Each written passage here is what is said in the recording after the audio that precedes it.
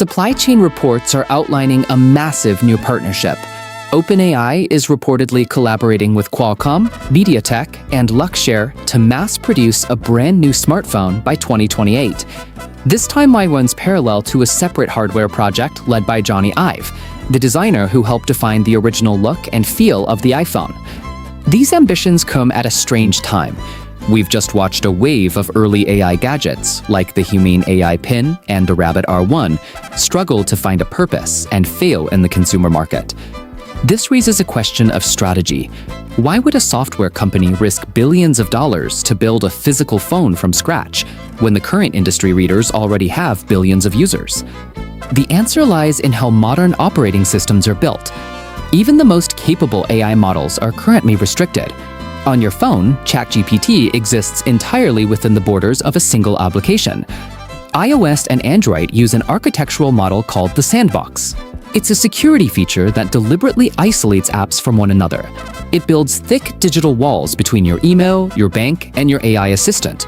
Because of the sandbox, an AI cannot see what is happening on your screen. It cannot pull data from your bank to your calendar, which prevents it from completing complex, multi-step tasks on its own. To function as a true agent, an AI needs system-level access to your location, your files, and your habits in real time. Apple and Google control these gates. This ensures that third-party AI will always be treated as a guest, with limited permissions on their devices. As long as AI operates within these traditional security boundaries, it can never be autonomous. It can only ever be an app you have to manually open and direct. For 15 years, we've lived in the app era. This is a model where the user does the work, manually navigating interfaces and memorizing where different tools are located. Most of these apps are CRUD databases. They are designed to create, read, update, and delete information. You provide the cognitive effort to find the data, and the software simply records it. We are moving toward the agent era. In this model, you simply provide the intent. The software then takes over the task of navigating those underlying databases to reach the goal.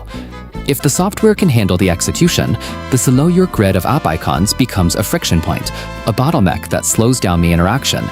This explains the rumored design of the 2028 OpenAI phone. Reports suggest a device with no app grid and no home screen icons. It is intended to be driven entirely by a central agent. Instead of opening 5 apps to plan a trip, you give a command. The agent searches flights, reads your emails for dates, and applies coupons simultaneously. This shift away from traditional interfaces is already visible in the corporate world. Data from the platform Glean shows that AI agents are now being used to manipulate databases for coding and HR directly. They are performing work by bypassing human dashboards and interacting with the data at the source. This suggests a broader trend. The move toward agents is slowly removing the need for traditional graphical user interfaces. Millions of existing apps won't necessarily disappear, but their relationship with the user will change. Many apps will likely transition into invisible APIs. They will exist in the background as data sources for an AI agent to interact with on your behalf. This creates an environment where software communicates with other software. Your personal agent could negotiate directly with a hotel's booking agent to secure a price, without your direct involvement. In a world without visual interfaces, the company that controls the hardware and the operating system controls the gateway to all digital services.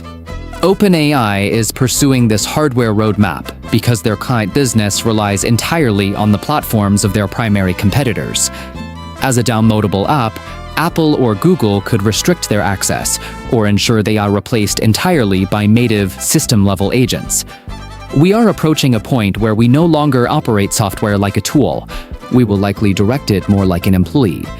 If the App Store model is fading, the most significant advantage in the next decade will belong to whoever builds the physical home for the AI agent.